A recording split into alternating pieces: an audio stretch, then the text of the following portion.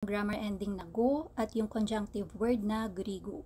So, yung dalawa na yan, magkaiba po sila, no? Although, meron silang pagkakapareho when it comes to their function. So, unahin natin si grammar ending go. So, when you are connecting two or more actions, states, or description, that time you use the grammar ending go.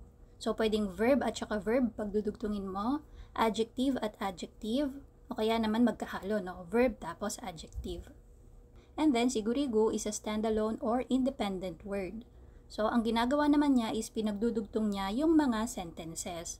So, pareho sila ng gamit, no? Nagko-connect or naglilink sila. So, yung una, si grammar ending go, again, verb or adjective, ang pinagdudugtong niya. Si gurigo naman, na standalone word, ang pinagdudugtong niya ay mga sentences. So, yung English term natin sa dalawang yan, since pareho sila ng gamit, is and or and then. Tapos, sa Tagalog naman is at or tapos.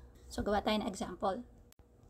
Gumawa ako ng report at pinadala ko sa team lead. 부고서를 작성하고 팀장님께 보냈어요. Kung gagamitin natin yung gurigu, kailangan dalawa yung sentence mo. So, with the same example, gumawa ako ng report. Pagkatapos, pinadala ko sa team leader. 부고서를 작성했어요. 그리고 팀장님께 보냈어요. Miss Lynn, pakitawagan yung client, tapos magpadala din ng email. Lynn 씨, 고객에게 전화하고 이메일도 보내주세요. Okay po boss, tatawagan ko po at magpapadala agad ng email. 네 부장님 알겠습니다. 전화하고 바로 이메일을 보내겠습니다. Now, kung gurigo naman yung gagamitin mo, so again, nahaba lang ng konti yung usapan. Miss Lynn, pakitawagan yung kliyente. Tapos, magpadala na din ng email. Lynn 씨, 고객에게 전화하세요. 그리고 이메일도 보내주세요. Okay po boss, tatawagan ko po. Tapos, papadala din ako agad ng email.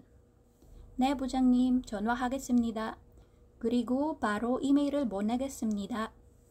Yung company namin matatag at saka malaki yung potential for growth. 우리 회사는 안전적이고 발전 가능성이 커요. So, kung gagawin mo naman yung gurigo, yung company namin ay matatag. At saka, malaki yung potential for growth. 우리 회사는 안전적이에요. 그리고 발전 가능성이 커요. Naghanda ako sa meeting ngayong araw at naging busy ako. 오늘 회의를 준비하고 바빴어요.